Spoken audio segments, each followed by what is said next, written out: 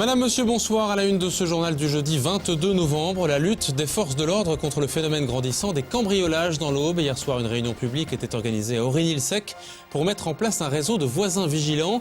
Et cet après-midi, un vaste déploiement de gendarmes a eu lieu à Bar-sur-Aube. Reportage à suivre. Une ligne de sous-vêtements pour hommes 100% Made in 3. Elle vient de voir le jour. Son nom, Garçon Français, est signe particulier. Elle est vendue sur Internet uniquement et fait déjà un carton. Le créateur de ces slips et autres boxeurs est un ancien étudiant de l'ESC3. Il nous dira pourquoi il s'est lancé dans cette aventure. Et enfin, une première dans l'Aube, dans le monde de la création graphique. Une battle graphique s'est déroulée hier soir à Troyes. Organisée par une agence de communication, deux équipes se sont affrontées sur le thème des vampires. Une façon originale de dénicher les talents de demain dans le secteur. C'est le fléau des policiers et des gendarmes dans l'Aube, mais aussi des nombreuses victimes. Les séries de cambriolages dans les commerces ou chez les particuliers sont en augmentation. Alors pour marquer les esprits et afficher leur volonté d'inverser la tendance, les forces de l'ordre ont décidé de frapper fort. Avec cet après-midi un déploiement d'une centaine d'hommes à Bar-sur-Aube pour une opération menée sur l'ensemble du département. D'autres solutions sont à l'étude, comme le réseau de voisins vigilants proposé lors d'une réunion publique hier. Reportage explication avec Martial Roche. Des réunions comme hier soir à Origny-le-Sec, la compagnie de gendarmerie de Nogent-sur-Seine en organise 1 à 2 par semaine depuis le mois de septembre. Un rythme accéléré car l'arrondissement nord du département, à la croisée des chemins entre région parisienne et est de la France, n'échappe pas à la recrudescence des cambriolages constatés en 2012. C'est pas un phénomène local lié à l'arrondissement, c'est un phénomène national. Sur l'arrondissement, on a quand même une augmentation entre 20 et 25% des cambriolages. Donc c'est pour ça que ce n'est pas seulement un sentiment d'insécurité qu'ont les personnes, c'est véritablement une préoccupation. Au programme de ces réunions, mise en garde des populations bien sûr, mais aussi rappel des bons réflexes qui facilitent l'enquête en cas de cambriolage. Les gendarmes essaient aussi de promouvoir le dispositif du voisin vigilant, un habitant volontaire dans chaque commune pour faire remonter des renseignements utiles. Intéressés par les conseils prodigués par les gendarmes, certains élus sont plus sceptiques sur cette dernière mesure. Quand on voit les réactions de la salle aujourd'hui, on a quand même des questions à se poser. Quand on entend les gens qui parlent de prendre le fusil ou tout de suite des réactions très violentes. Et bon, c'est pas du tout le but du citoyen vigilant. Bon, effectivement, on peut en appeler à la vigilance à la population. Alors après, quand on met en place un dispositif à ce niveau, on est encore des petites communes rurales et je pense qu'il y a beaucoup de gens qui bougent et éventuellement, les gens sont quand même très vigilants et très citoyens quand même. Mais la lutte contre les cambriolages, c'est aussi un travail de terrain. Les services de gendarmerie mettent régulièrement en place des contrôles routiers de jour à des heures sensibles quand beaucoup de logements sont vides. Les infractions constatées relèvent le plus souvent de la détention de stupéfiants, ce qui intéresse aussi les forces de l'ordre. Et il faut savoir que derrière, donc éventuellement le consommateur de cannabis s'adonne à des pratiques pour avoir un pouvoir d'achat qui peuvent éventuellement venir de revente ou de recel de produits volés. Voilà, on a eu le cas sur la compagnie la semaine dernière où malheureusement 5 jeunes pris dans une affaire de 17 cambriolages. Le fond du dossier c'était pour quand même pouvoir acheter derrière leur cannabis et pouvoir fumer les joints. Surtout, ces contrôles routiers permettent d'agir contre les délinquants extérieurs au département en contrôlant leurs déplacements. Ici, comme vous le voyez, on est quand même dans un endroit un peu, je dirais pas stratégique, mais on est au bord de l'Yonne d'un côté, un peu plus au nord on a la Marne et la Haute-Marne, donc on est vraiment sur un couloir on va dire. Et ça permet donc peut-être d'avoir, je dirais la chance si je puis dire, de faire un flagrant délit, c'est-à-dire d'arrêter des gens qui sont en possession de marchandises volées, mais au mieux ça permet de prévenir et donc de peut-être redonner un peu de sentiment de sécurité à la population qui sait bien que les cambriolages augmentent en ce moment. Ces mesures de prévention et d'action ont aussi pour but de montrer la présence de la gendarmerie et d'éviter ainsi que des habitants ne passent eux-mêmes à l'action. D'ailleurs, les forces de l'ordre rappellent que la légitime défense ne peut être invoquée qu'en cas d'atteinte aux personnes. En cas de cambriolage, mieux vaut donc ne toucher à rien et appeler le 17. Il a le sens des affaires jusque sous le pantalon. Surfant sur la vague du Made in France, un jeune Troyen a choisi en effet d'utiliser les compétences textiles locales pour lancer une ligne de sous-vêtements pour hommes. Ancien élève de l'ESC, Vicky Café propose depuis 2 semaines des slips et des boxers entièrement fabriqués dans la cité Tricasse. Avec un préfixe de 30 €, ce produit est vendu seulement sur Internet et connaît déjà un succès prometteur. Rencontre avec un entrepreneur audacieux signé Damien Ardois. L'idée de Garçon Français a germé dans l'esprit de ce Troyen de 28 ans il y a 1 an et demi. Cette idée, c'est de vendre des sous-vêtements pour hommes 100% français sur Internet. Ça fait pas mal d'années que j'achète mes sous-vêtements sur Internet, mais encore très peu de marques françaises.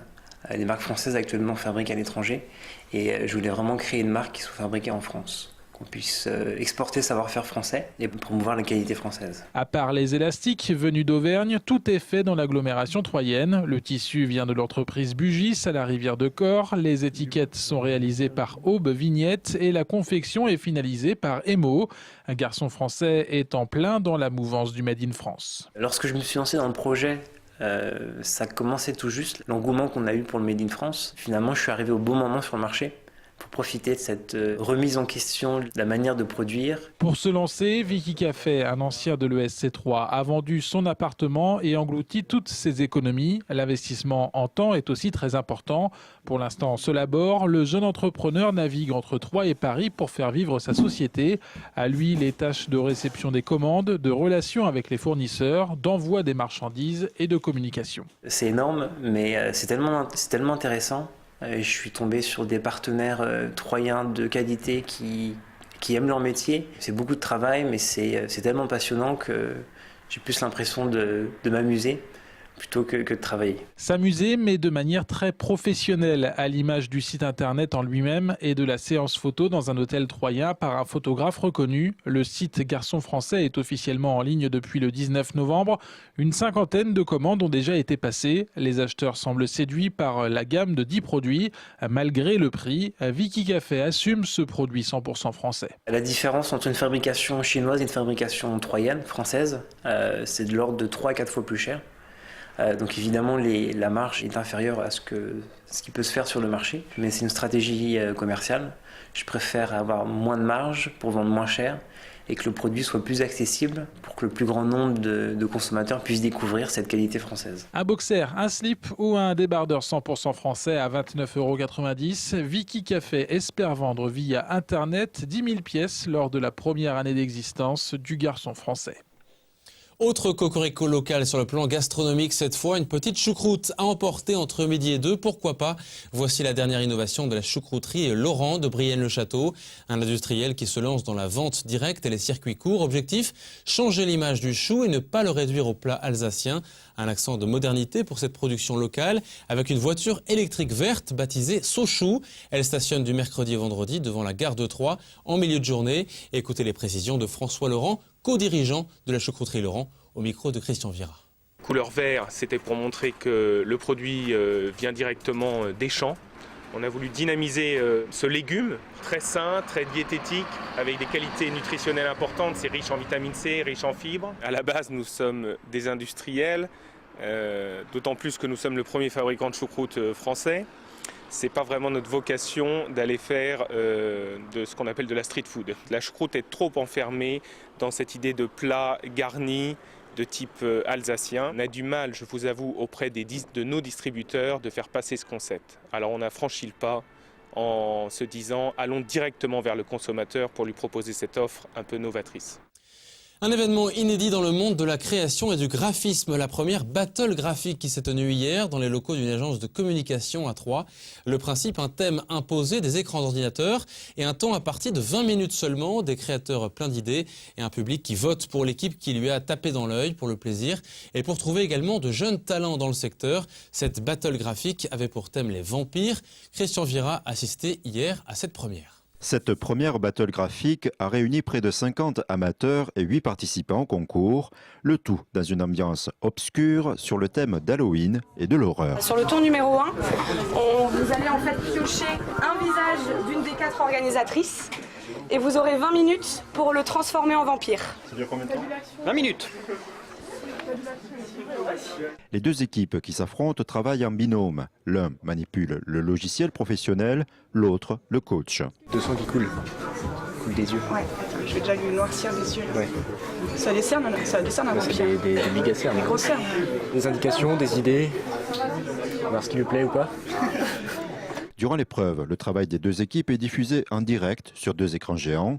Au final, ce sera l'assistance qui choisira le vainqueur. Déjà une préférence, pour quelle raison ? Parce qu'il y en a un des deux qui est trop classique, l'autre est beaucoup plus original et c'est un style assez particulier qu'on voit peu, c'est pas courant. Parce que j'aimerais bien me lancer dans le graphisme aussi, puis on découvre plusieurs styles différents qui peuvent nous donner des idées pour la suite. C'est terminé. Je vous invite à mettre votre visuel en fait en plein écran. Et pour le vote du public, comme on est assez nombreux, on va répartir la salle à gauche et à droite. La droite pour moi vient de gagner.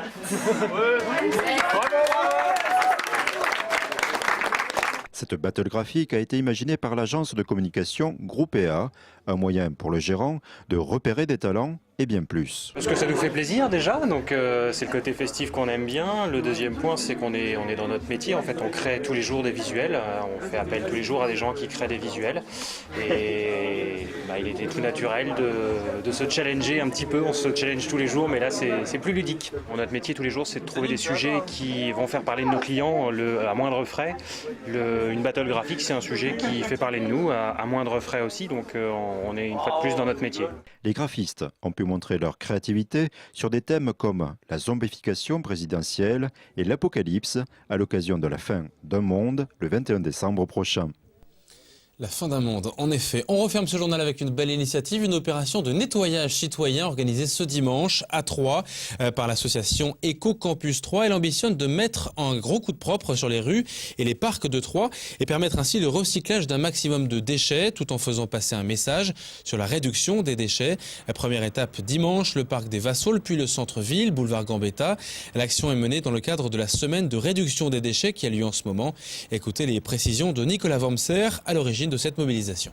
C'est vraiment donc d'impliquer tout le monde en tant que citoyen, donc c'est-à-dire de réfléchir à finalement ces déchets, qu'est-ce que c'est, d'où ils viennent, donc à réfléchir sur notre rôle de consommateur, pas avoir une approche répressive mais vraiment avoir une approche de réfléchir à d'où ils proviennent, comment on peut réduire la quantité d'émissions de ces déchets. On va avoir des sacs, on va avoir des gants, peut-être quelques pinces, des outils pour ramasser les déchets. Ça va être se balader, donc faire un cortège qui va se déplacer dans plusieurs rues, collecter les déchets au fur et à mesure. On trouve beaucoup de choses qui sont liées à la consommation directe, c'est-à-dire des canettes, des bouteilles de soda, des sacs plastiques. En étudiant tous ces déchets, justement, on voit un peu des empreintes de la société de consommation actuelle. Et le rendez-vous est fixé dimanche à 10h, place Jean Moulin, près de l'espace Argence à Troyes. C'est la fin de ce journal. Dans un instant, Cécile Rich nous dira s'il faut prévoir un parapluie, un bonnet ou une écharpe pour demain. Demain, dans le JT présenté par Aurélie Juigné, la signature des premiers contrats d'avenir dans l'Aube et les interrogations qui vont avec. Excellente soirée à vous. À très bientôt.